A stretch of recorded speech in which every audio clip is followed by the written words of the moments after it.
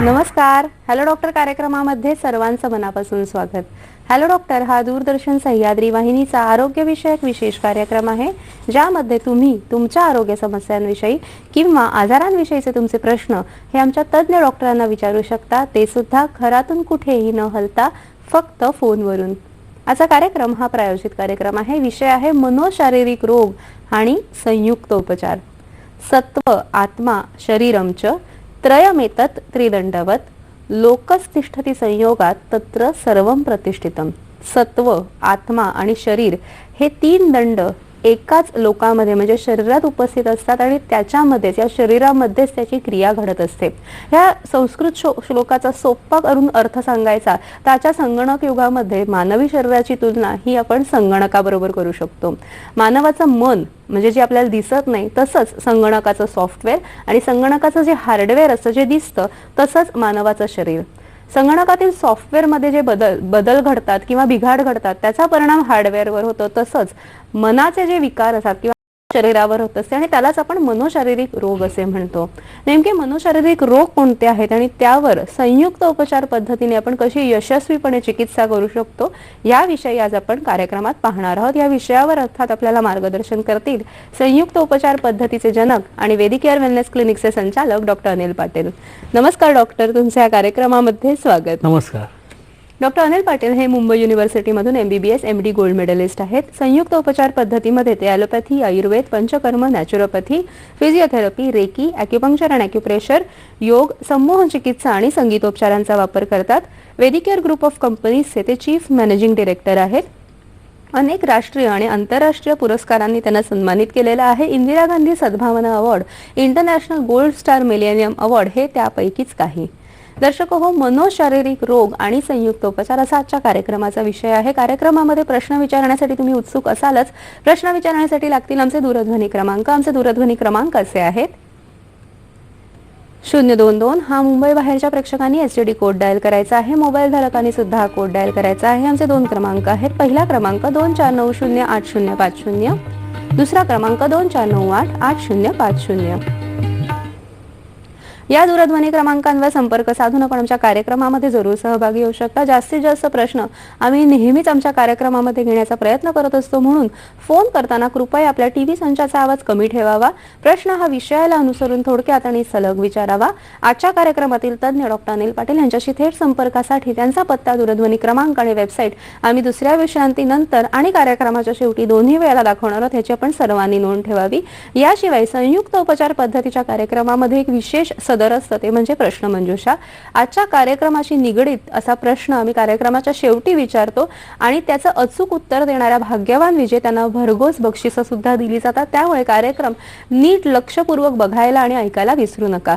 दर्शक, तुम्ही म्हणाल मनोशारीरिक रोग म्हणजे नेमकं काय आहे, तर ते शारीरिक रोग ज्यांचे कारण ही मनामध्ये असतात, मनापासून निर्माण होतात, त्याला आपण मानसिक कारण, त्याला आपण मनोशारीरिक रोग म्हणतो. यामध्ये आपण मुख्यतः आज बघणार आहोत निद्रानाश, डोकेदुखी, अर्धशिशी, तणाव प्रेरित हृदयरोग, तणाव प्रेरित मधुमेह, essential hypertension, irritable bowel syndrome, psoriasis आणि एक्झिमा.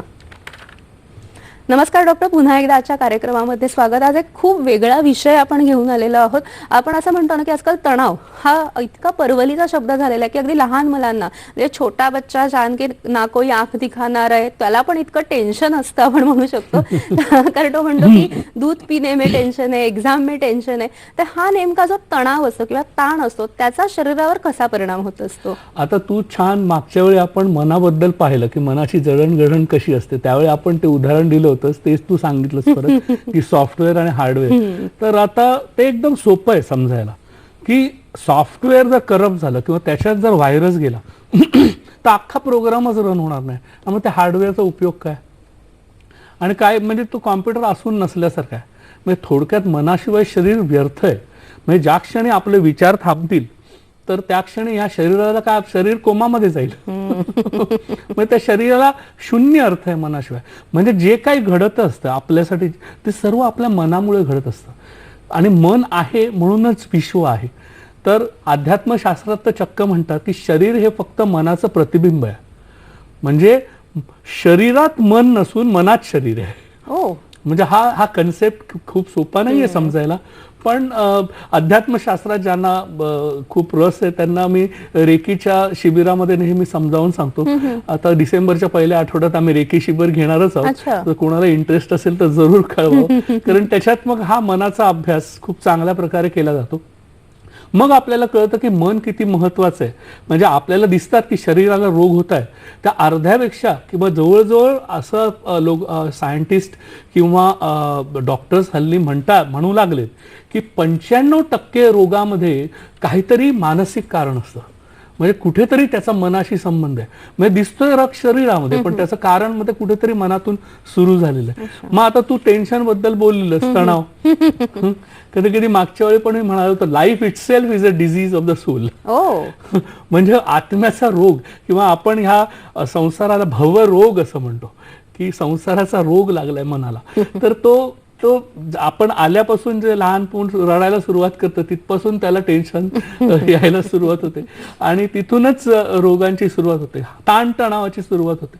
नॉर्मल स्ट्रेस ज्याला म्हणतो त्याची एक आपण थोडीशी हे घेऊया की स्ट्रेस सिस्टम काय असते.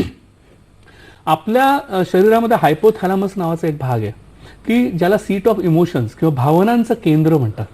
तर ह्याच्यातून संपूर्ण हॉर्मोनल सिस्टम आणि नर्वस सिस्टम कंट्रोल केली जाते.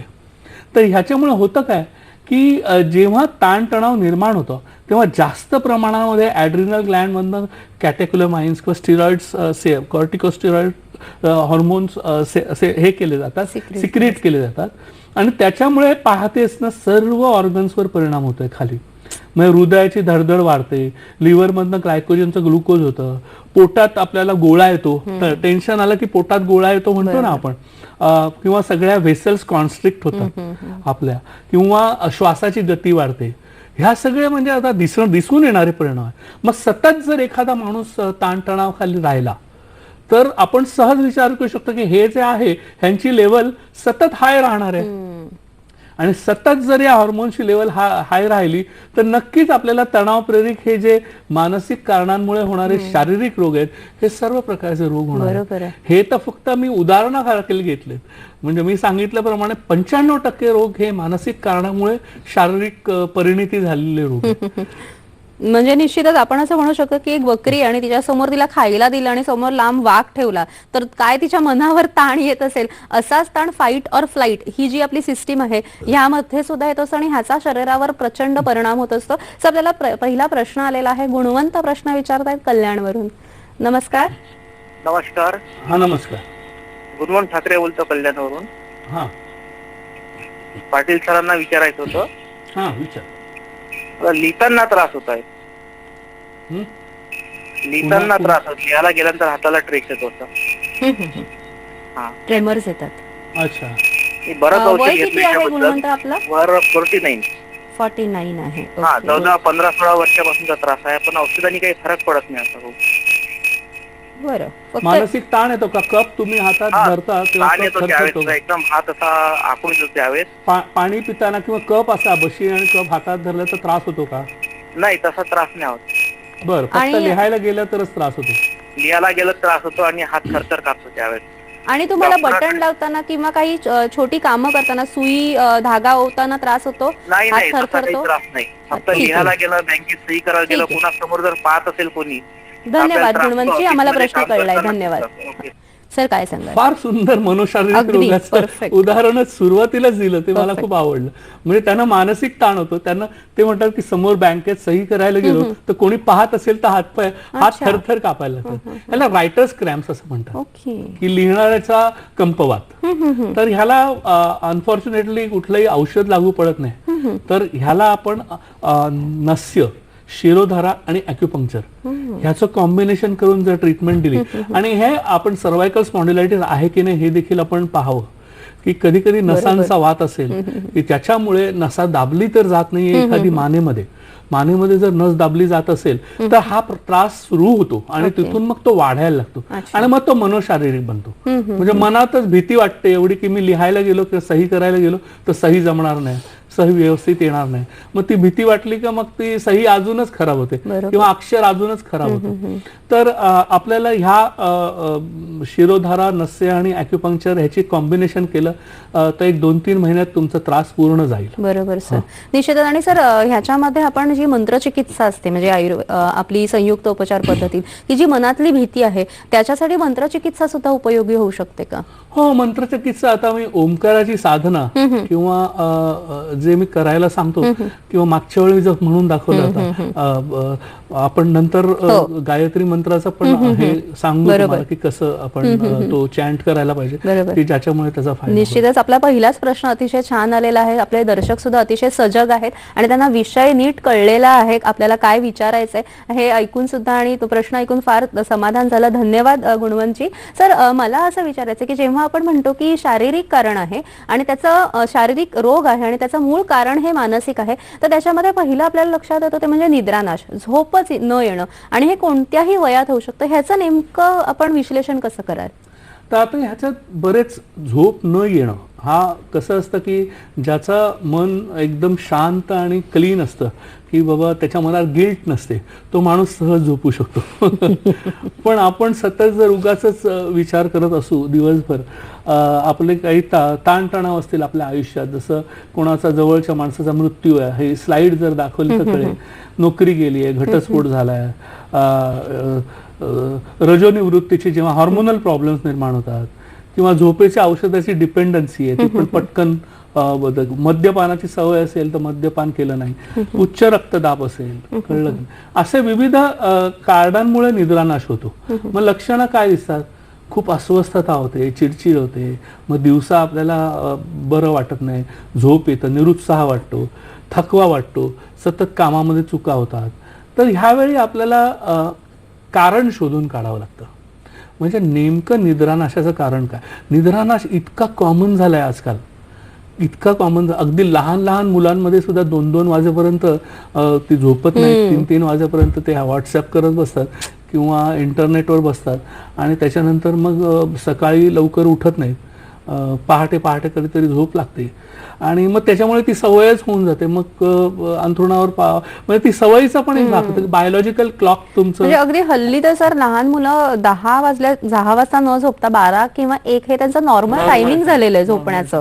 म्हणजे आणि अतिशय चिंताजनक बाब आहे, कारण आपलं जे सर्केडियन रिदम असतं हे पूर्णपणे बिघडल्याचंच हे लक्षण आहे ना सर. सर्वात चांगली झोप 10 ते 4 मध्ये लागते. तर ती जर तुम्ही 10चा टाइम अवॉइड केला, पुढे ढकलला, 11, 12 केलं त्यामुळे तो पुढे जाते. मग 12 पासून मग मुंबईकर 12 ते 8 झोपतात किंवा 1 ते 7 अशी अपुरी झोप. तर त्याच्यामुळे एक झोपेची सायकल बदलते, त्यामुळे देखील हा एक त्रास होऊ शकतो. तर याला झोपेच्या गोळ्या हे काही औषध नव्हे, कारण झोपेच्या गोळ्या तेवढ्यापुरते विचार बंद करून टाकतात आणि मेंदूचं काम कमी करतात किंवा थांबवतात आणि त्यामुळे असं वाटतं की आपल्याला झोप आली आहे, पण ती सकाळी उठल्यावर त्याचे साईड इफेक्ट्स होतात, डोकं दुखतं किंवा दिवसभर पुन्हा झोप येत राहते, त्याचा जास्त परिणाम होऊन तर असे त्रास किंवा मेमरी खूप वर्षानुवर्ष घेतला तर मेमरी लॉस होऊ शकतो, कन्फ्युजन होऊ शकतं आपल्या विचारांमध्ये. तर त्याच्यामुळे मला असं वाटतं की त्याला आपण संयुक्त उपचार पद्धती चांगली ट्रीटमेंट आहे त्याला. आपल्याला शहाजी प्रश्न विचारतायत साताऱ्यावरून. नमस्कार शहाजी, बोला. मला हा बोला ना. तर मला कामाचं टेन्शन येतं आणि झोप येत नाही व्यवस्थित. ठीक आहे. कामाचं भरपूर टेन्शन येतं आणि झोप कमी लागते. बरं, ठेवून द्या. अनिद्रा किंवा कामाचा ताण येऊन, कुठच्याही गोष्टीचा ताण येऊन निद्रानाश होणं हे निश्चितच मनोशारीरिक रोग आहे आणि ह्याच्यावर संयुक्त उपचार कोणकोणते आहे त्याची आपण पुन्हा सविस्तर माहिती घेऊया. मात्र कार्यक्रमात आता वेळ झालेली एका छोट्याशा विश्रांतीची, आणि विश्रांतीनंतर तणावामुळे होणारा हृदयरोग, तणावामुळे होणारे मधुमेह आणि तणावामुळे होणारे हाय ब्लड प्रेशर याविषयी सुद्धा आपण माहिती घेणार आहोत. आता घेऊया एक छोटीशी विश्रांती.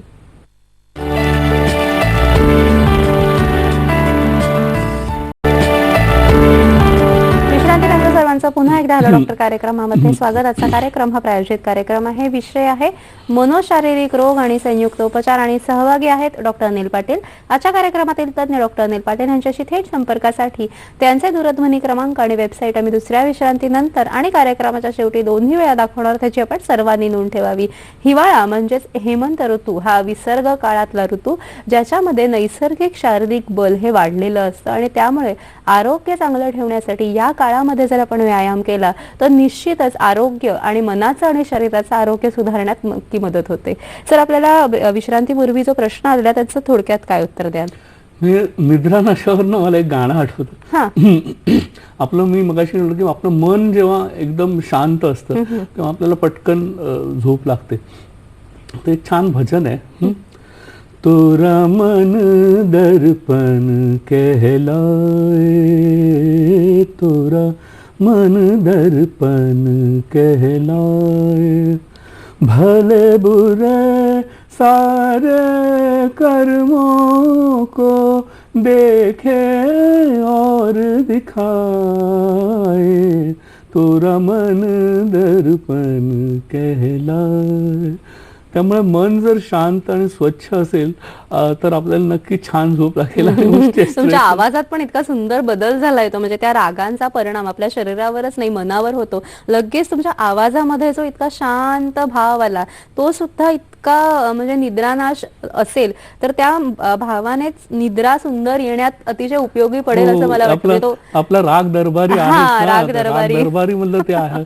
त्यातल्या जे काही खास आहे आलाप आहे तो आलाप जरी ऐकला तरी बराचसा निद्रानाश कमी होईल. आणि संयुक्त उपचारातील मला वाटतं महत्वाची चिकित्सा संगीतोपचार सुद्धा आहे. नक्कीच नक्कीच. तर मला असं वाटतं त्यांना कामाचं टेन्शन काय येतं, त्यांना अँझायटी न्यूरोसिस नावाचा रोग आहे का, बरोबर आपल्याला शोधावं लागेल. त्यांचं समुपदेशन थोडंसं करावं लागेल. आणि निद्रानाशासाठी वेगवेगळ्या प्रकारच्या ट्रीटमेंट्स आपण करू शकतो. त्यामध्ये संगीतोपचार झालं, शिरोधारा नावाची ट्रीटमेंट आहे पंचकर्मामध्ये की ज्याच्यामध्ये खास औषधी तेल डोक्यात थेंब थेंब सोडतात आणि त्याच्यामुळे मनातील विचार शांत होऊन झोप लागायला मदत होते. तर ते आहे. त्याच्यानंतर रेकी आहे, मंत्रचिकित्सा, या सर्वांनी त्यांचं टेन्शन निश्चितच कमी होऊ शकेल आणि समुपदेशन आपण त्यांना करू आणि ते पूर्णपणे बरे होतील असं वाटतं. चला, योगेश प्रश्न विचारतायत पुण्यावरून. नमस्कार योगेशजी, बोला. हॅलो. हा, बोला बोला. डॉक्टरांशी बोलायचे जरा. माझा भाचा आहे तर त्याला हे केलंय काय मनोरुग्णच येतो, म्हणजे शिझोफ्रेनिया झालाय म्हणून सांगितलं. 1 वर्षभर औषधं घेतोय, झोप येत नाही, हातापायात असे शॉक बसल्यासारखे गरम गरम होत आहेत आणि हे होत आहे काय डोक्यात आणि कानात सारखे आवाज येतात, तू वेडा आहे, तू हे काय शिव्या देतात, तू मर, असं काय काय आवाज येतात त्याला आणि झोप येत नाही. अस्वस्थ सारखं त्याचं कुठे असं चित्त लागतच नाही. 10 मिनिटं सुद्धा असं एका जागी असं बसू शकत नाही, काही कॉन्सन्ट्रेशन होत नाही त्याचं. ठीक आहे, मला तुमचा प्रश्न समजला. आपण फोन ठेवू शकता. मला वाटतं मागच्या वेळी अगदी डिटेल्स मध्ये स्किझोफ्रेनिया बरोबर किंवा दुभंगलेलं व्यक्तिमत्व ह्याबद्दल आपण बोललो होतो की ज्याच्यामध्ये आपल्याला डिल्युजन्स किंवा हॅल्युसिनेशन्स किंवा भास, तऱ्हेतऱ्हेचे भ्रम आणि भास निर्माण होतात. त्यामुळे आवाज ऐकू येणं वगैरे वगैरे ह्या गोष्टी होतात. तर ह्याच्यामध्ये ह्याची ट्रीटमेंट ही कॉम्प्लेक्स आहे. जर ॲलोपॅथी ट्रीटमेंट घ्यायला गेलं तर तुम्ही वर्षानुवर्ष जवळजवळ कधी कधी आयुष्यभर घ्यावी लागेल आणि तुम्ही पूर्णपणे बरे नाही होऊ शकत असं. पण जर संयुक्त उपचार पद्धती जर आपण करायचं म्हणजे ॲलोपॅथी बरोबरच आपण जर आपण संयुक्त उपचार पद्धती केली तर त्याच्यामध्ये आपण साधारण 1 ते 3 वर्षामध्ये ॲव्हरेज पेशंटची ही जी औषधं आहेत ॲलोपॅथीची ती कमी करू शकतो किंवा खूपच कमी किंवा नाहीशी पण बंद पण करू शकतो.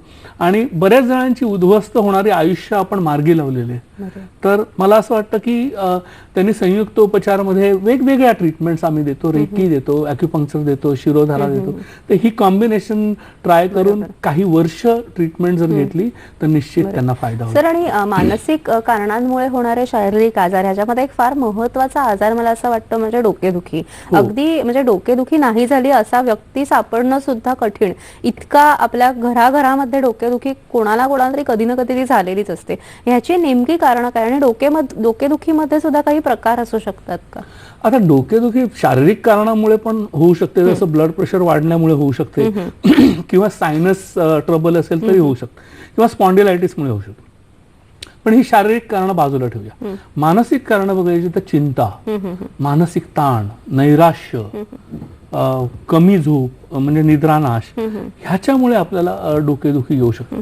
आणि त्यामुळे कसं आहे की खूप अर्थात टेन्शन हेडेक त्याला आपण म्हणतो आणि खूप त्रासदायक अशी ही गोष्ट आहे. समजा दिवसभर तुमचं डोकं दुखत असेल तर कामात तुमचं लक्ष लागणार नाही, तुम्ही काहीच करू शकणार नाही, नीट विचार करू शकणार नाही. तर ह्याच्यामध्ये देखील नस्य आणि शिरोधारा हे 2 ट्रीटमेंट्स उपयोगी पडू शकतात. रेकी उपयोगी पडू शकते, संगीतोपचार उपयोगी पडू शकतात. जौनपुरी नावाचा एक राग आहे, तो डोकेदुखीमध्ये खूप चांगला उपयोगी पडू शकतो. अच्छा, मला जाणून घ्यायला आवडेल, पण आपल्याला प्रश्न आलेला आहे. सर, राजेंद्र प्रश्न विचारतायत साताऱ्यावरून. नमस्कार राजेंद्रजी, बोला. तर मी सातारा वाडकर बोलतोय. तर माझं डोक्याचं गच्च असतं, संध्याकाळची मला झोप लागत नाही आणि बेदरल्यासारखं भीती वाटल्यासारखं होतं सर. भीती वाटल्यासारखं? हा, भीती वाटते सर. छातीत धडधड होते का? छातीत केव्हा तरी धडधड होतं. बर बर, ठीक. डोकं गच्च, झोप लागत नाही लवकर. हरकत नाही. तर आपल्याला थोडासा मनोशारीरिक रोग आहेच. आपल्याला त्यांनी ते सांगितलं की छातीत त्यांना धडधड होते किंवा भीती वाटते. तर आपण त्याच्याबद्दल बोललो की अवास्तव भीती वाटणे कुठच्याही गोष्टीची, त्याला फोबिया सुद्धा आपण म्हटलं होतं मागच्या वेळी. तर त्याच्यामुळे शारीरिक लक्षणं दिसतात आणि आपल्याला कळत नाही नेमकं की कशामुळे झालेलं आहे. तर कारणं मानसिकच असतात. आपल्याला शोधून काढायला लागेल की मानसिक कुठच्या कारणामुळे त्यांना त्रास होतोय, काय ताणतणाव त्यांच्या आयुष्यात आहे, त्याचं समुपदेशन आपण करू शकतो. त्याचबरोबर मानसिक शांती मिळण्यासाठी काही आयुर्वेदिक औषधी पण आहेत, जसं ब्राह्मी आहे, जटामांसी आहे, सर्पगंध आहे. ह्या औषधांचा आपण वापर करू शकतो की ज्याच्यामुळे त्यांना शांतता मनाला लाभू शकतं. आणि हे कॉम्बिनेशन जर केलं तर मला काही फारसं वेळ लागेल त्यांना बरं व्हायला असं वाटत नाही. सर, आणि तुम्ही जे म्हणाल की समुपदेशन, कोणत्याही डॉक्टरने रुग्णाची केस नीट ऐकून घेणं हे सुद्धा एक प्रकारचं समुपदेशनच असतं, कारण त्याला तो वेळ देणं, हा जो कॉन्फिडन्स असतो त्या रुग्णाचा की डॉक्टरांनी माझं ऐकलं बोलणं, माझं बोलणं समजून घेतलं, हे सुद्धा एक समुपदेशनाचाच प्रकार आहे का? हो ना. हल्ली कसं झालंय की अनफॉर्च्युनेटली ॲलोपॅथिक डॉक्टर्स वेळच नसतो. म्हणजे अक्षरशः ते नजर वर करून पेशंटकडे बघतात की नाही हा पण प्रश्न निर्माण झाला का फक्त रिपोर्ट्सच बघतात. माझ्या पुढे पेशंट आले की अशी रिपोर्टची थप्पी अशी समोर ठेवतात. मी बोलतो ते रिपोर्ट बाजूला ठेवा आणि पहिले माझ्याशी बोला. आणि पहिला पेशंटला बघतो, त्याच्या नजरेत नजर घालून आपण जेव्हा बघतो त्याच्या हृदयाशी आपण संवाद साधतो. तो सर्वात मोठा इम्पॉर्टंट क्षण असतो की जेणेकरून त्याचा विश्वास दृढ होतो की बाबा मी योग्य माणसाकडे आलोय, की बाबा मला इथे कुठेतरी रिलीफ मिळण्याची शक्यता आहे. तर हे फार महत्त्वाचं. आणि त्या डॉक्टरला माझं कारण कळलेलं आहे की म्हणजे माझा व्याधी जो आहे तो नीट समजलेला आहे, हा सुद्धा एक अतिशय दिलासाजनक बाब आहे असं मला वाटतं. रोहित प्रश्न विचारतायत मुंबईवरून. नमस्कार. नमस्कार. माझं नाव रोहित भट आहे, मी मुंबईवरून बोलतोय. बर. तर मला तुम्हाला प्रश्न विचारायचा होता की मी स्टुडंट आहे मुंबईमध्ये. तर मी माझे विचार मांडू शकतो, पण माझे विचार मी ज्यावेळी लिहायला घेतो त्यावेळी लिहू नाही शकत. म्हणजे माझे विचार स्पष्टपणे लिहू नाही शकत, त्यामुळे माझ्या मार्क्स मध्ये प्रॉब्लेम येतो. तर मला हे विचारायचं होतं की हा मानसिक आजार आहे की कुठला तरी फोबिया आहे? ठीक आहे, ठेवून द्या. अर्थात अग्राफिया हा एक रोग आहे की ज्याला लिहिताच येत नाही. म्हणजे पण मला असं वाटत नाही की तुझ्या बाबतीत तसं काही होत असावं. एखादा ब्लॉक पडतो ना, म्हणून रामदास स्वामी म्हणतात दिसा माझी काहीतरी ते लिहावे. आपण मगाशी लिहिण्याबद्दल बोलत होतो ना की आणि हे तुला सांगितलं की लिहून लिहून डॉक्टरांची अक्षर खराब होतात आणि वाचायला केमिस्ट कडे पाठवावं लागतं. स्वतःला तरी वाचता येतं की नाही हा प्रश्न. डॉक्टरांची अक्षरं सारखं लिहूनच खराब होतात अति प्रमाणात. तरी पण असं मी सांगतो की नेहमी थोडंसं तरी लहानपणापासून माझ्या आईचे संस्कार होते की शुद्ध लेखन, रोज काहीतरी एक पॅराग्राफ तरी लिहावा. जसं किंवा एक टाइम्स ऑफ इंडिया किंवा आपल्या वृत्तपत्राचं पहिलं पान वाचून काढावं मोठमोठ्याने, म्हणजे कशी वाणी स्पष्ट होते, आपल्याला मोठ्याने बोलायची सवय होते. तसं लिहायची पण एक सवय असते. तुला लिहायची सवय करावी लागेल आणि तो मेंटल ब्लॉक काढून टाकावा लागेल ना. तुझा मेंटल ब्लॉक जात नसेल तर तुला संमोहन चिकित्सा करावी. अच्छा. हा, मग संमोहन चिकित्सेमध्ये जाऊन किंवा स्वयं सूचना शिकून घ्याव्या लागतात की माझा तो मेंटल ब्लॉक गेला पाहिजे. ह्याच्यासाठी सूचना जर देत राहिलं तर निश्चितपणे तू बरा होशील. बरोबर सर. आणि डोकेदुखीचं आपण मगाशी विश्लेषण केलं, तसंच मायग्रेन हा सुद्धा एक प्रकार असतो जे ताणतणावामुळे होत असतो. हा प्रकार नेमका मायग्रेन म्हणजे काय आणि त्याच्यावर आपण उपचार कसे करायचे? म्हणजे की एक तीव्र अशी एका साईडला किंवा एकाच बाजूला डोकं जेव्हा दुखतं आणि त्याच्यानंतर खूप जोरात दुखतं आणि काही तास दुखल्यानंतर उलट्या होतात आणि कधी कधी उलटी झाल्यानंतर बरं वाटतं. तर ही साधारण लक्षण ज्याच्यात दिसतात त्याला आपण मायग्रेन किंवा अर्धशिशी असं म्हणतात. त्याला आता भरपूर कारणं असतात. त्यापैकी आपण जे बघणार आहोत ते मनोशारीरिक कारण, म्हणजे तणाव, नैराश्य, चिंता, कमी झोप. एखाद्याने रात्रभर झोपला नाही तर सकाळी खूप मायग्रेन होतो, तर खूप ताण आला, परीक्षेचा ताण असेल किंवा इतर काही ताण असेल तरी पण मायग्रेन होतं. तर मायग्रेनसाठी शिरोधारा आणि नस्य आणि ॲक्युपंक्चर ह्याचं कॉम्बिनेशन उपयोगी पडतं. आणि खूपच मानसिक ताण असेल तर आपण रेकीचा वापर करू शकतो, संगीतोपचारांचा वापर करू शकतो. तर ह्याचं कॉम्बिनेशन केल्यानंतरच तो मायग्रेन पूर्णपणे जाऊ शकतो. कारण त्याचं कसं आहे की त्याच्यामुळे दैनंदिन काम करण्यात अडथळे येतात, जुलाब होतात, डोळ्यासमोर काळे ठिपके दिसतात, हातापायात सुया टोचल्यासारखं वाटतं. असे बऱ्याच गोष्टी, शारीरिक लक्षणं अशी निर्माण होतात. पण त्याचं कारण मात्र मानसिक आहे. म्हणजे मी त्याला मनोशारीरिक रोगच म्हणतो. अच्छा. तर कारण एनिवे मायग्रेनला तशी काय ॲलोपॅथीमध्ये ट्रीटमेंट नाही ठोस की तो बरा होईल, पेन किलर्स देण्याव्यतिरिक्त. हा, म्हणजे त्याच्यामुळे असं आहे की कारण पण माहित नाही आणि त्याचं ट्रीटमेंट पण नाही. त्याच्यामुळे मनोशारीरिक रोग म्हणून आपण त्याचं क्लासिफिकेशन करून आपण जर संयुक्त उपचार पद्धती दिली तर मायग्रेन पूर्णपणे बरा होईल. बरोबर. आणि संयुक्त उपचार पद्धतीमधील महत्वाचं म्हणजे आपण शिरोधारा किंवा जे वमन विरेचन आहे हे जर आपण दिलं तर ते जास्त प्रभावीपणे औषधांच्या बरोबरीने अतिशय उपयुक्त सुद्धा ठरू शकतं. तर आपण प्रश्न घेतोय, नवी मुंबईवरून प्रश्न विचारतायत सुधील. नमस्कार. मी सुनील केसर बोलतो, नेरूळ मुंबईवरून. माझे मिसेसला मानसिक असा भाग हे आहे की तिची पाळी 10 वर्ष झाली बंद झालेली आहे आणि त्याच्यावरती ट्रीटमेंट न घेतल्यामुळे तिला भरपूर काही प्रॉब्लेम्स येत आहेत. जसं ऍसिडिटी, हायपर ऍसिडिटी झालेली आहे, पॅन्क्रियाज आहे आणि आता फिशरचा पण त्रास आहे. आयुर्वेदिक, होमिओपॅथी मी सगळे ट्रीटमेंट करतोय पण तिला काही फरक नाही पडत. त्याच्या मनात हेच आहे की मी पाळीचा जो त्रास होता त्याच्यावरती डॉक्टरांकडून काही ट्रीटमेंट घेतलेली नाहीये आणि तिला हार्मोन इम्बॅलन्स लग्नाच्या नंतरच सुरुवात झाली. कारण तिचे दोन्ही प्रेग्नन्सी आणि 3 प्रेग्नन्सी पण झाले. ते प्रोलॅक्टिनचं हे याच्यामुळे जास्त होत असल्यामुळे तिला राहायचं नाही, गर्भ राहायचं नाही. आणि त्याच्यामुळे तिथे 3 प्रेग्नन्सी झाल्या आणि त्याच्यानंतर तिची पाळी बंद झाली. आणि आता त्यांचं वय किती आहे? आता 36 वर्ष आहे. अच्छा. आणि नॅचरली पाळी बंद झाली आहे का हिस्टेक्टोमी वगैरे झालेली? नाही, नॅचरली. ठीक आहे सर. तुम्हाला काही प्रश्न विचारायचा आहे? सुनील केसकर, तुमचा प्रश्न आम्हाला कळलेला आहे आणि ह्याच्यावर सर जरूर मार्गदर्शन करतील. याचबरोबर अकाली जी रजोनिवृत्ती होते किंवा रजोनिवृत्तीकालीन इतरही काही अडचणी असतात ज्या मुख्यतः मनोशारीरिक लक्षणांकडेच वळत असतात याविषयी सुद्धा आपण चर्चा करूया. मात्र कार्यक्रमात आता घेणार आहोत एक छोटीशी विश्रांती आणि विश्रांतीनंतर डॉक्टर अनिल पाटील यांच्याशी थेट संपर्कासाठी त्यांचा दूरध्वनी क्रमांक आणि वेबसाईट सुद्धा बघणार आहोत. आता घेऊया एक छोटीशी विश्रांती.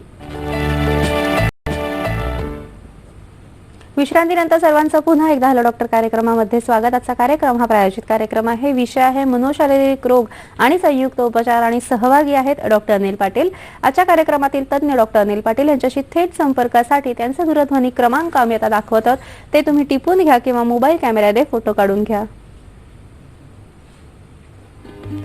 वेदिक्युअर वेलनेस क्लिनिक्स दूरध्वनी क्रमांक दादर 916 7776546, अंधेरी 9167772747, बोरिवली 9167739608, विरार 9422328622, ठाणे 7506660618, डोंबिवली 9167778563, वाशी 9167776791, वेबसाईट www.vedicure.com.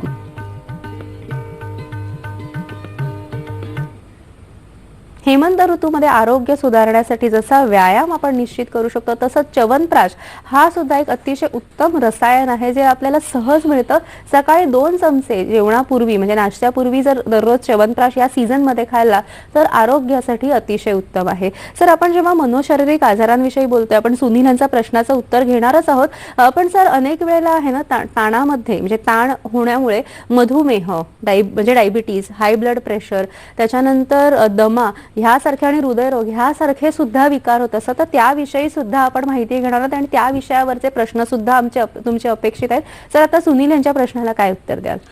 पुन्हा एकदा रिपीट. सर, त्यांच्या ज्या मिसेस आहेत म्हणजे वाईफ आहेत त्यांचं वय 36 आहे आणि त्यांना 3 वेळा गर्भधारणा राहिलेली. मात्र त्यांचा 10 वर्षांपूर्वी नैसर्गिक मेनोपॉज झाला आणि त्याच्यानंतर त्यांना त्रास होतोय आणि मला वाटतं मानसिक त्रास जास्त होतोय त्यांना. नाही, त्यांना हार्मोनल इम्बॅलन्स होता आणि प्रोलॅक्टिनचा इम्बॅलन्स होता असं त्यांनी मला सांगितलं की हार्मोनल सिस्टम जी आहे ही, जसं मी मगाशी दाखवलं की हायपोथॅलॅमस हा जो भाग आहे मेंदूचा की ज्याच्यातून हार्मोनल सिस्टम कंट्रोल केली जाते, तिथूनच इमोशन्स किंवा भावनांचं नियंत्रण होतं. म्हणजे भावना आणि हार्मोन्स यांचा अगदी जवळचा संबंध आहे. त्याच्यामुळे तर रजोनिवृत्तीच्या काळात जेव्हा इस्ट्रोजन प्रोजेस्टेरॉन लेवल कमी होते तेव्हा त्यांना त्रास व्हायला लागतो. आणि आता ह्यांचं काय झालं की म्हणजे प्रीमॅच्युअर मेनोपॉज ज्याला म्हणतो ते तसं झालंय. म्हणजे रजोनिवृत्ती झाली पण खूप लवकर झाली. त्यामुळे रजोनिवृत्तीचा त्रास तर त्यावेळी झालाच असेल आणि त्यामुळे विविध प्रकारचे शारीरिक रोग तर हायपर ऍसिडिटी वगैरे पण आहे त्यांना. आता त्याच्याबद्दल आपण बोलणारच आहोत की हायपर ऍसिडिटी हा रोग हरी, वरी आणि करी 3 गोष्टीमुळे होतो. त्या हरी आणि वरी हे मानसिक कारण आहे. तर त्याला हरिनामच घ्यायला पाहिजे. हो, अरे वा, सुंदर बोललीस की ज्यांना खूप घाई असते आणि वरी म्हणजे खूप काळजी आणि चिंता करतात त्यांना ऍसिडिटी किंवा गॅस्ट्रायटिस होण्याची शक्यता असते.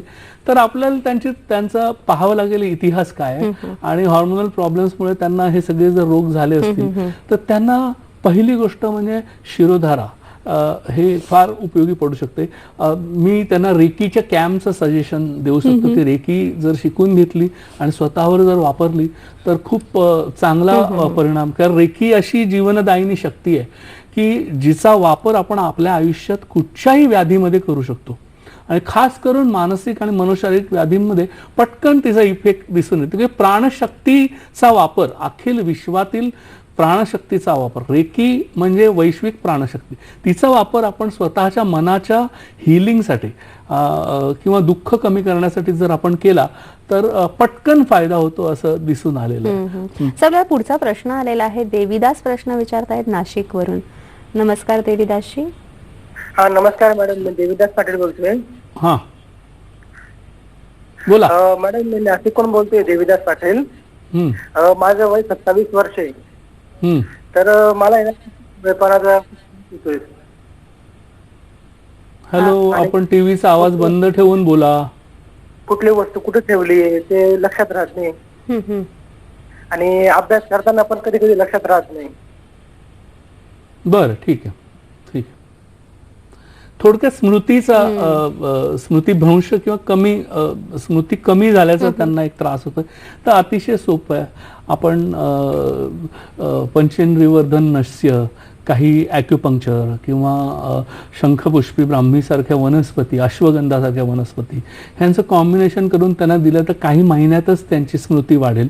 अनुलोम विलोम प्राणायाम, योगामध्ये त्यांनी थोडंसं ध्यान लावण्याचा प्रयत्न केला किंवा त्राटक केलं, त्राटक, बिंदू त्राटक, ज्योती त्राटक, उगवत्या सूर्यावर त्राटक. तर हे त्राटक जर केलं तर त्यांची स्मृती नक्की वाढेल. सर, आणि तणावामुळे होणारा म्हणजे मानसिक कारणांमुळे होणारा दमा ह्याविषयी काय सांगाल? हा, आता सतत कधी आपल्याला वाटतं की दमा फक्त ॲलर्जीमुळे होतो, पण तसं नाहीये.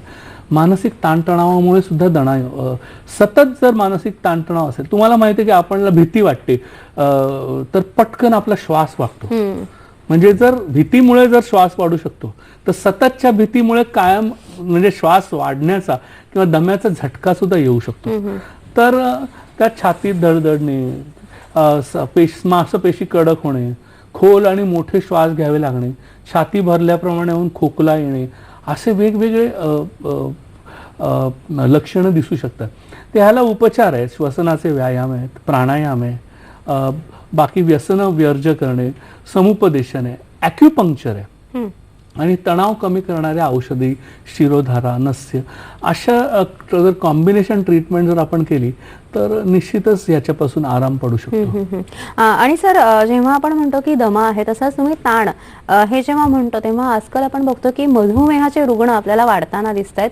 जीवनशैली बदललेली आहे आणि त्याच्यामुळे जास्तीत जास्त आपल्याला मधुमेह, हाय ब्लड प्रेशर आणि हृदयरोग हे वाढल्याचं दिसतंय. तर ह्याचा काय संबंध आहे?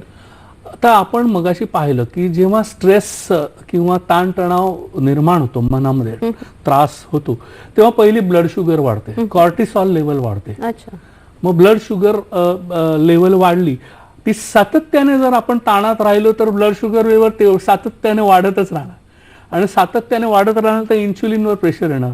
मग इन्सुलिनवर प्रेशर आलं की आपोआप इन्सुलिनचा स्टॉक संपणार, इन्सुलिन रेजिस्टन्स निर्माण होणार पुढे, आणि त्याच्यानंतर तुम्हाला मधुमेह होणार.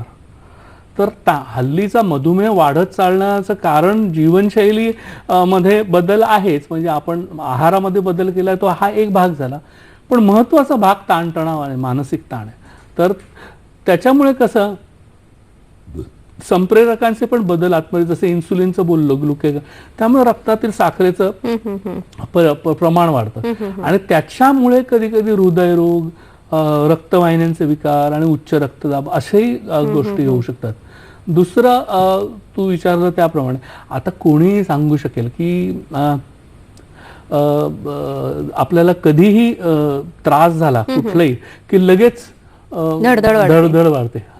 तर मला गाणं आठवलं, दिल तडप तडप कह रहा है, म्हणजे ते बोललं दिल तडप तडप, म्हणजे काही ताण आला की लगेच दिल तडप राहा. आपण लगेच मनाकडे किंवा हात आपला हृदयाकडे हात घाल.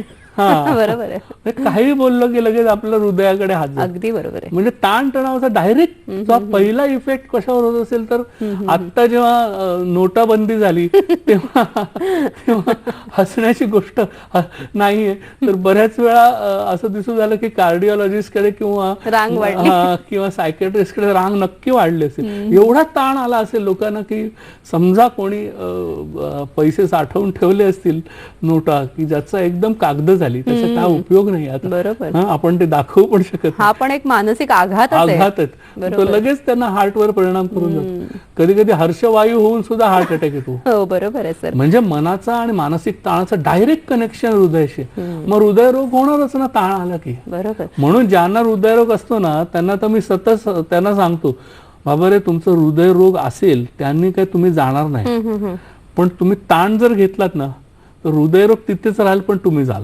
बरोबर आहे. म्हणजे सतत हसत राहणं आणि हा ताण कमी करण्याचा सजग प्रयत्न करणं. 30% ब्लॉकेज वाला माणूस मरतो ताणाने, आणि 90% ब्लॉकेज वाला माणूस आरामात जगतोय, असं मी बघितलंय. बरोबर. आणि हा फरक आहे प्रत्येकाच्या ताण घेण्याच्या ऍटिट्यूडचा. बरोबर. तर आपल्याला पुढचा प्रश्न आलेला आहे. संध्या प्रश्न विचारत आहेत नागपूरवरून. नमस्कार. नमस्कार डॉक्टर, मी मिसेस जोग नागपूरहून बोलते. नमस्कार. हा, नमस्कार. मी मिसेस जोग नागपूरहून बोलते. हा, कळलं, बोला. मला विचारायचंय की माझे मिस्टर 25 वर्षापासून त्यांना पॅरालिटिक आहे उजव्या साईडचा, हात आणि पाय, आणि आता सुरुवातीला मी व्यायाम वगैरे 2 वर्ष व्यवस्थित केले, आणि ते जिना चढणं उतरणं वगैरे व्यवस्थित करत होते आतापर्यंत. आता 15 दिवसापासून त्यांचा पाय, पूर्ण उजवा पाय अतिशय दुखतो. तो थोडासा जास्त पूर्वीपेक्षा बधीर झाल्यासारखा वाटतो, आणि जिना उचलून मी खाली गेलं की त्यांना वाटतं की मी पडतो की काय, असा आत्मविश्वास त्यांनी थोडासा गमावलेला आहे. तर त्याच्यासाठी आपण काय करू शकतो हे तुम्हाला मला विचारायचं आहे. निश्चितच संध्याजींचा प्रश्न कळलेला आहे आणि सर ह्या प्रश्नाचं सविस्तर उत्तर सुद्धा देणार आहेत. मात्र कार्यक्रमामध्ये आता वेळ झालेला एका छोट्याशा विश्रांतीची. तुम्ही कुठेही जाऊ नका, पाहत रहा कार्यक्रम हॅलो डॉक्टर. विश्रांतीनंतर सर्वांचं पुन्हा एकदा हॅलो डॉक्टर कार्यक्रमामध्ये स्वागत. आजचा कार्यक्रम हा प्रायोजित कार्यक्रम आहे. विषय आहे मनोशारीरिक रोग आणि संयुक्त उपचार आणि सहभागी आहेत डॉक्टर अनिल पाटील. कार्यक्रमामध्ये पुढे जाण्यापूर्वी आणि नागपूर येथील दर्शकाचं प्रश्नाचं उत्तर घेण्यापूर्वी आपण पुढचे हॅलो डॉक्टरचे कार्यक्रम कोणते आहेत ते पाहून घेऊया. हॅलो डॉक्टर प्रायोजित कार्यक्रम. विषय लठ्ठपणा, मधुमेहापासून मुक्ती, वेट लॉस सर्जरी. सहभाग डॉक्टर मनीष मोटवानी. थेट प्रसारण शुक्रवार दिनांक. हॅलो डॉक्टर प्रायोजित कार्यक्रम. विषय कंबरदुखी, सायटिका आणि आयुर्वेद. सहभाग वैद्य समीर जमदग्नी. थेट प्रसारण शनिवार दिनांक 26 नोव्हेंबर 2016 रात्री 8 वाजता. हॅलो डॉक्टर प्रायोजित कार्यक्रम. विषय डोळ्यांचे आजार आणि आयुर्वेद. सहभाग डॉक्टर आबासाहेब गडाडे. थेट प्रसारण रविवार दिनांक 27 नोव्हेंबर 2016 रात्री 8 वाजता.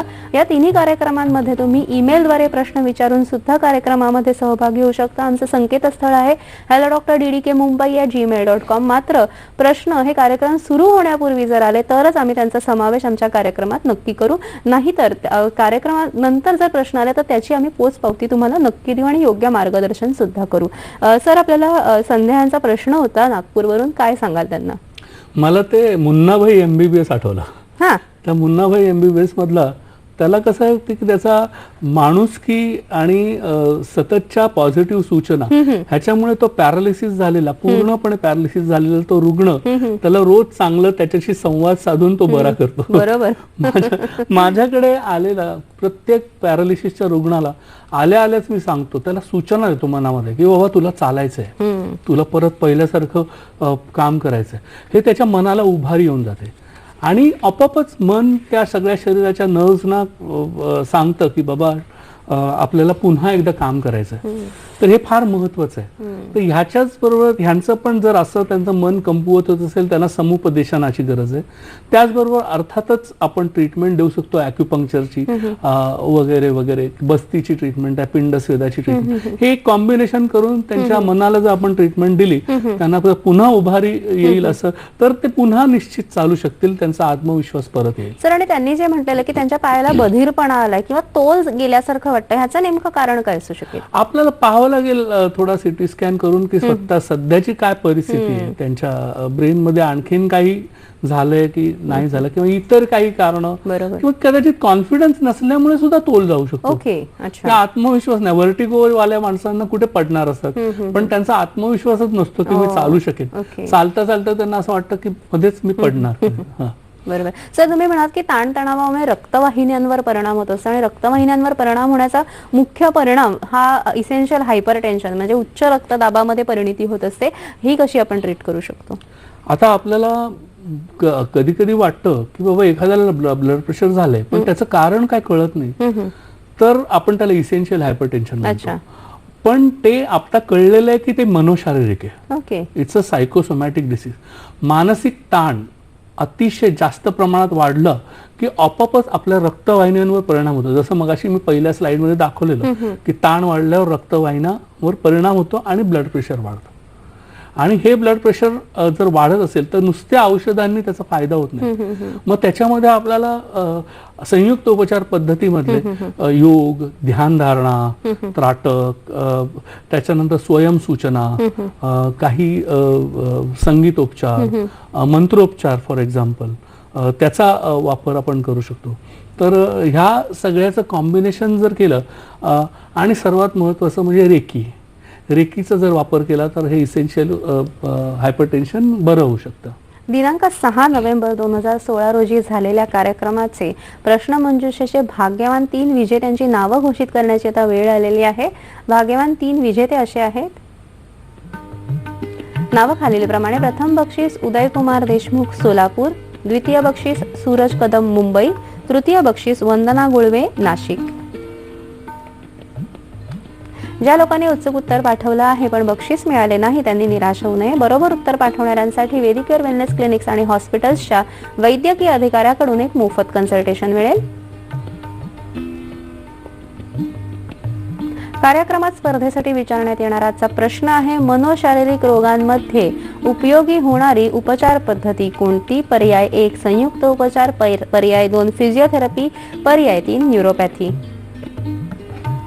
SMS साठी क्रमांक 9819353720. अचूक उत्तर पाठवण्याची अंतिम तारीख आहे 22 नोव्हेंबर 2016 रात्री 8 वाजेपर्यंत. प्रश्नाचे अचूक उत्तर देणाऱ्या विजेत्यांना वेदिकेअर वेलनेस क्लिनिक्स आणि हॉस्पिटल्स तर्फे विशेष भेट देण्यात येईल. अशा सर्व विजेत्यांमधून लकी ड्रॉ पद्धतीने निवड केलेल्या आमच्या खास विजेत्याला प्रथम पारितोषिक रुपये 2500, द्वितीय पारितोषिक रुपये 1500, तृतीय पारितोषिक रुपये 1000 चे गिफ्ट हॅम्पर देण्यात येईल. या विजेत्याचे नाव पुढील महिन्याच्या कार्यक्रमात जाहीर करण्यात येईल. आजच्या कार्यक्रमातील तज्ञ डॉक्टर अनिल पाटील यांच्याशी थेट संपर्कासाठी त्यांचे दूरध्वनी क्रमांक आम्ही आता दाखवत आहोत. ते तुम्ही टिपून घ्या किंवा मोबाईल कॅमेऱ्याने फोटो काढून घ्या. वेदिकेअर वेलनेस क्लिनिक्स दूरध्वनी क्रमांक Panvel 9161772749, Pune Karve road 9822926898, Swargate Pune 8390896244, Pune Chinchwad 9130453823, Solapur 9595638181, Nashik 9373710323, Aurangabad 7506660613, Badlapur 9167787793, website www.vedicure.com. कार्यक्रमाचं पुन्हा प्रक्षेपण दिनांक 8 डिसेंबर 2016 गुरुवारी सकाळी 9 वाजता. आजचा कार्यक्रम तुम्हाला कसा वाटला हे जाणून घेण्याची सुद्धा आम्हाला उत्सुकता आहे. याशिवाय ज्या डॉक्टर्सना आमच्या कार्यक्रमात प्रायोजित कार्यक्रम करायचे असेल त्यांनी आम्हाला जरूर संपर्क साधावा. आमचा पत्ता असा आहे, निर्माती हॅलो डॉक्टर, दूरदर्शन केंद्र, Worli, Mumbai 400030. Email hello.drdkmumbai@gmail.com, www.facebook.com/ddsahyadri.in वर तुम्ही तुमच्या कॉमेंट्स पाठवू शकता. याशिवाय youtube.com/user/ddsahyadri वर तुम्ही हाच कार्यक्रम पुन्हा बघू शकता. आपण मगाशी इसेन्शियल हायपरटेन्शन याविषयी माहिती घेतली. तसंच अनेक त्वचा विकार असतात जे मानसिक ज्याची कारणं मानसिक असतात. ह्याच्यामध्ये मुख्यतः एक्झिमा आणि सोरायसिस विशेष करून असतात. ह्याविषयी थोडक्यात काय सांगू शकता सर? म्हणजे आता आपल्याला वाटेल की एक्झिमा आहे किंवा सोरायसिस आहे ह्याचं निश्चित कारण आपल्याला माहित नाही, तर काय असेल की पण हे रोग सुद्धा मनोशारीरिक आहेत. असं आढळून आलं की मानसिक ताण वाढला की हे रोग वाढतात आणि मग हे त्याच्यामुळे ते पूर्ण जर बरा करायचे असतील ते रोग, तर आपल्याला त्याचं मानसिक कारण शोधून आणि मानसिक शांती, मानसिक बॅलन्स एस्टॅब्लिश करणं फार महत्वाचं आहे. ते जेव्हा आपण करू तेव्हा नुसतंच वरवर ती ट्रीटमेंट शारीरिक शुद्धी आहे, पण त्याच्याबरोबर जर मानसिक शांती मिळाली तर हे रोग पूर्णपणे बरे होतात. आणि एक फार महत्वाचा आणि अनेक वेळेला दुर्लक्षित आणि अनुपचारित रोग म्हणजे इरिटेबल बाउल सिंड्रोम, याविषयी काय सांगाल थोडक्यात? हा, तर थोडक्यात असं असतं की त्यात जुलाब होतात, माणसाला सतत मलप्रवृत्ती होते, सारखी असं वाटतं, पोट दुखत असतं किंवा बाहेर जाताना आपल्याला सारखी अँझायटी असते की रस्त्यातच मला कुठेतरी लागेल किंवा जेवल्यानंतर पटकन होण्याची प्रवृत्ती. त्याला आयुर्वेदात आपण ग्रहणी पण म्हणतो. हा पण एक मनोशारीरिक रोग आहे. तर ह्या मनोशारीरिक रोगावर सुद्धा ॲक्युपंक्चर, शिरोधारा, रेकी ह्याचंच कॉम्बिनेशन उपयोगी पडतं आणि त्यातच तो बरा होऊ शकतो. नाहीतर IBS बरं होणं तेवढं सोपा रोग नाहीये तो बरा. बरोबर. अनेक आपण मनोशारीरिक आजार बघितले, हृदयरोग, मधुमेह, हायपरटेन्शन, एक्झिमा, सोरायसिस, निद्रानाश, डोकेदुखी यासारखे अनेक मनोशारीरिक रोग बघितले. पण अजूनही अनेक मनोशारीरिक रोगांचं विश्लेषण करणं राहून गेलेलं आहे, कारण वेळ आपल्याकडे कमी आहे. तर सर थोडक्यात मला सांगा की अति ताणतणावामुळे मानेची दुखणी सुद्धा होऊ शकतात का? हो, सर्वायकल स्पॉन्डिलायटिस अति ताणतणावामुळे होऊ शकतो. मधुमेहामुळे हृदयरोग होऊ शकतो का? हो, मधुमेहामुळे दुप्पट तिप्पट चान्स असतो होण्याचा. मानसिक ताणतणावात सोरायसिसमुळे सोरायटिक आर्थरायटिस होऊ शकतो का? हो, सोरायसिस झाल्यावर त्याचं कॉम्प्लिकेशन होऊ शकतं. मानसिक कारणांमुळे इम्युनिटीशी संबंधित व्याधी होऊ हो, शकतात का? रोगप्रतिकारक शक्ती बिघडते आणि म्हणून जास्त आपल्याला त्रास होऊ शकतो. मानसिक कारणामुळे रजोनिवृत्ती दरम्यान त्रास होऊ शकतो का? नक्कीच हार्मोनशी आणि त्यांचा डायरेक्ट संबंध आहे, म्हणून होऊ शकतो. निश्चितच मनोशारीरिक रोग आणि संयुक्त उपचार आजचा कार्यक्रम आपल्याला खूपच छान आपण बघतोय. मला वाटतं जाता जाता सर तुम्ही दर्शकांना काय संदेश द्याल? मी सांगेन की जरी शारीरिक लक्षणं दिसत असली आणि तुम्ही मानसिक ताणातून जात असाल तर कदाचित तुम्ही मनोशारीरिक रोगाचे शिकार झालेले असाल. म्हणजे आज जे काय आपण विविध रोग सांगितले त्याच्यामध्ये सर्वांगीण ट्रीटमेंट झाल्याशिवाय काय माणूस बरा होत नाही आणि म्हणूनच संयुक्त उपचारांची आवश्यकता आहे आणि संयुक्त उपचार केल्याशिवाय हे मनोशारीरिक पूर्णपणे बरे होणार नाही. म्हणजे भगवद्गीतेत सांगितलंय की जे मनाला नियंत्रित करत नाही त्यांच्यासाठी त्यांचं मनच हे एक शत्रू म्हणून काम करत असतं. म्हणून ह्या मनाला लगाम ठेवणं आणि ह्या मनालाच आपला मित्र करणं हे फार महत्वाचं आहे आणि त्यासाठी योग्य उपचारांची, योग्य समुपदेशनाची सुद्धा गरज असते. ती गरज आम्ही तुम्हाला निश्चितच हॅलो डॉक्टर कार्यक्रमातनं पूर्ण करण्याची, पूर्तता करण्याचा नेहमीच प्रयत्न करतो. अशीच नवीन नवीन माहिती घेऊन आम्ही तुमच्या समोर येत असतो. मला वाटतं कार्यक्रमाची हीच यशस्वीता आहे की आपल्याला जास्तीत जास्त प्रश्न सुद्धा येत असतात आणि उत्तम तज्ज्ञांकडून त्याचं मार्गदर्शन आणि निरसन सुद्धा होत असतं. डॉक्टर, आज तुम्ही इथे आलात आणि मनोशारीरिक आजारांबद्दल तुम्ही अतिशय छान माहिती दिली. मला वाटतं दर्शकांना फार उपयोग झाला असेल त्याचा. त्यासाठी दूरदर्शन आणि हॅलो डॉक्टर तर्फे तुमचे मनपूर्वक आभार. धन्यवाद.